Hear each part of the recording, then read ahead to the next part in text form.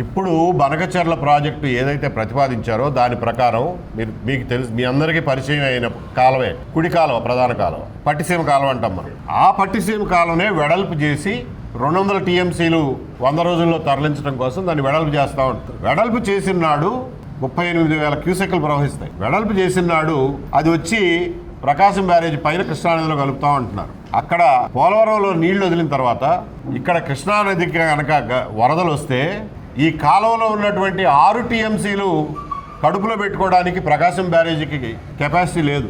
అప్పుడు ఏమవుతుంది, కాలువ ఎగదన్ని ఎక్కడో చోట గండిపడి చివరి ప్రాంతాల్లోనే గళ్ళు పడతాయి. మొదటి ప్రాంతాల్లో గళ్ళు పడవు. చివరి ప్రాంతాల్లో ప్రెషర్ ఎక్కువైపోయి, ఫ్లో ఎక్కువైపోయి గండిపడి విజయవాడ నగరం మీద పడుతుంది. అందువల్లనే మేము ఉన్న కాలువను వెడల్పు చేయటం కాదు స్వామి, ఎలాగూ వెస్ట్ గోదావరి కృష్ణా జిల్లాల అప్లాంట్స్కి మీరు నీళ్లు ఇవ్వాలి. చింతలపూడి ప్రాజెక్టు ఉంది, పై కంటూరు నుంచి తీసుకురండి, కృష్ణానదిలో డైరెక్ట్గా పడేయకుండా యాక్విడక్ట్ ద్వారా కృష్ణానదిని దాటించండి అని అంటున్నాం. అందువల్ల ఇప్పుడు ప్రతిపాదించిన పోలవరం బనకచెర్ల ప్రాజెక్టు వల్ల ఖచ్చితంగా విజయవాడకు వరద ముప్పు పొంచి ఉంది.